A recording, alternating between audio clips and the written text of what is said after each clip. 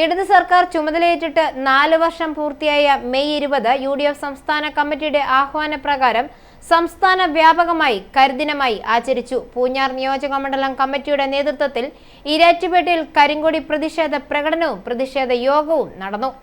UDF Poonjar നിയോജകമണ്ഡലം committee chairman Maju Pulickan അധ്യക്ഷത വഹിച്ച യോഗം Kerala Congress party secretary general advocate Joy Abraham XMP ഉദ്ഘാടനം ചെയ്തു. പിണറായി വിജയൻ സർക്കാരിൻ്റെ 2ാം ഊഴത്തിൻ്റെ 4ാം വാർഷികമാണ്. ഔദ്യോഗികമായി മെയ് 20-ാം തീയതിയാണ് പിണറായി വിജയൻ്റെ 2ാം സർക്കാർ അധികാരമേറ്റത്. അത് സംബന്ധിച്ചുള്ള വിപുലമായ ആഘോഷ പരിപാടികൾ ഒരു മാസമായിട്ട് നടക്കുക. കഴിഞ്ഞ 23-ാം തീയതി പോലെ തുടങ്ങിയതാണ്. ഇടയ്ക്ക് യുദ്ധത്തിൻ്റെ ഭീതി ഉണ്ടായിരുന്നുകൊണ്ട് കുറച്ച് ദിവസം നീട്ടി വെച്ചു.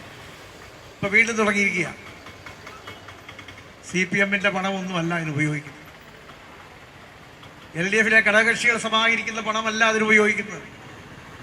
സർക്കാർ ഖജനാവിലെ നികുതിദായകരുടെ പണമെടുത്താണ് കോടികൾ മുടക്കിയുള്ള ആഘോഷ പരിപാടികളാണ് നടക്കുന്നത്. ഞങ്ങൾക്ക് അതിനോടാണ് പ്രതിഷേധം. Aziz Bedayil, Prakash Pulikkan, advocate Jomon Aikkara, Suhara Abdul Khader, Sabu Plathottam, PK Razak, Thomas Kutty Moonnanappallil, Razi Cheriyavallam, Mariamma Joseph, advocate Satheesh Kumar, advocate Muhammad Ilyas, Siju Kaithamattam തുടങ്ങി നിരവധി പേർ പങ്കെടുത്തു. i4A ന്യൂസ് പാല.